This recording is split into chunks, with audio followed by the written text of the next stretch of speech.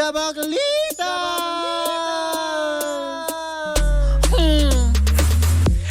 Same pero iba. Kayo patuloy pa rin pong nakatutok at nakikinig sa number 106.7 Energy FM. Ang tawag mong sabihin radyo. Sabihin mo, oh, diba? Happy Monday morning sa lahat. Ako po si Kapitana Sisa. At ako naman yung Tita Cora. At ito na ang Baklita sa Woo Woo! Oh, diba? Kamusta naman? Grabe. This will be, second to the last Monday ng October. Kasi next Monday, election. Oo. Diba? Nagkalat na nga ang Oo, ang mga kalat. mga Ganon. kalat. Ang dami nilang pagmumukha sa kalye. Oo, grabe. Nakakagulat, Mare, kasi Oo. nakikita mo lang yung mga pagmumukha na yan. Ngayon na lang.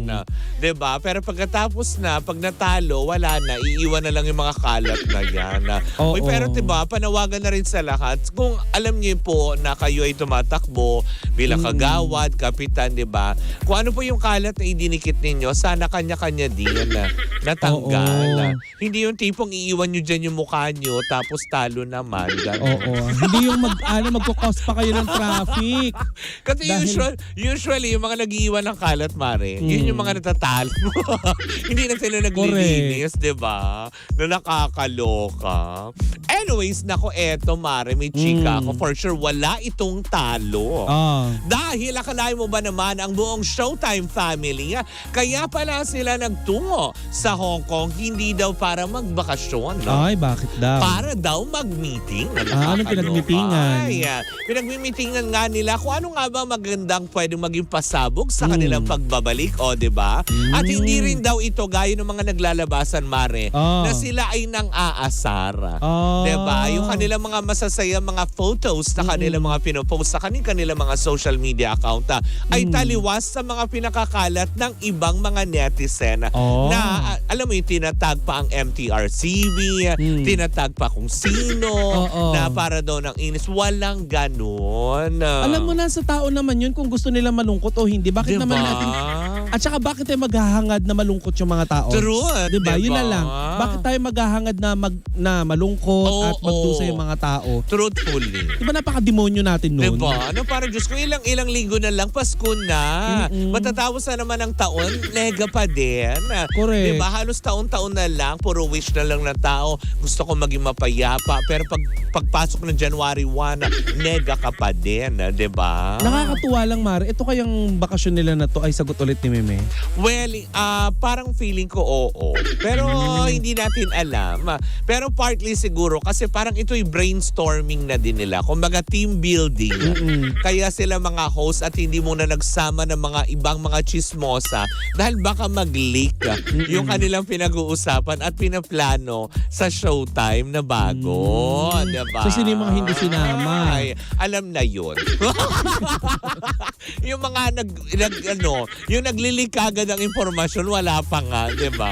So alam na nila kaagad sino yung mga chismosang kapit. Hindi naman yata yan si Kim Chuan, no? Ay, hindi. Kasama nila.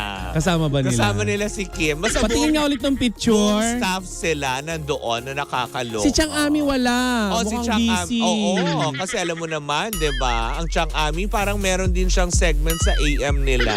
Oo. 'Di ba? Ang dami ring ganap sa buhay. At saka Pero, nung nakaraan ayun, nag-Hong Kong sila eh. Andyan Game si na game Kim. naman ni Chang Ami eh. 'Di ba? Na nakakaloka. Kaya ang saya-saya lang. So masaya pa rin ito at kumaga positive pa din yung kanilang pagbabakasyon at the same time kumaga parang tayo, 'di ba? Pag nagti-team building, nauuna muna yung seryosong usapan tapos to follow na yung pagtapos na yung isang araw na seryosong usapan. O sige, halika na. Landi-landian na, ganyan. Correct. Yung saya-saya na tayo. Pero alam mo, Mare, hindi naman talaga yung pang-aasar or what yung pinagkaguluhan ng netizen eh. Anek. Alam mo kung ano? Ano? Yung pagpapakita ni Ryan Bang ng kanyang jowa. Oh, 'di ba? Kasama. Kasama yung jowa ni Ryan Bang. At Na hinahanap ng mga nakakalo. netizen kung sino. Natagalan Correct, muna bago diba? nila hinanap eh. Correct, diba? Na nakakaloka. So, ibig sabihin lang talaga nito ay talagang nagsaya sila. It's about time na tipo nagtanggal din siguro sila ng stress. Nagpagpag. Oo. Pero at the same time, meron naman din silang ginawang mabuti dahil nagplano sila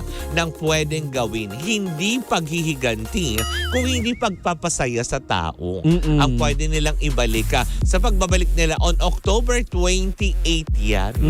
Kasabay ng grand finals ng Little Miss You. Little Miss You. Ay, diba? Naku, Basta hindi maganda na naghahangad ka ng pangit sa kapwa. truly, hindi ba? Kaya nga naman kung Diba? ano man ang mga magandang pasabog pa ng Showtime sa kanilang pagbabalik, eh sama-sama natin yung papakatutukan on October 28. O, diba? Malapit-lapit na. True, isang linggo na lang. Next week na yan. Diba? Correct. Isang linggo na lang. Anyways, yan po muna natatapos ang ating Good Vibes Monday, diba? So sa ating pagbabalik, mag-good vibes pa kaya sila sa ibabalita. Feeling ko hindi. May Grabe bago naman na naman talaga. Eto talaga, alam mo, hindi na natigil. Oo. Kung ano man yung pag-uusapan namin, sama-sama natin pakatutukan yan sa pagbabalik ng Baklitas! Woo! Woo! At tuloy-tuloy pa rin po ang ating tugtugan. Siyempre, dito po lamang yan sa number 106.7 Energy FM. Ang wag mong sabihin radyo. Sabihin mo!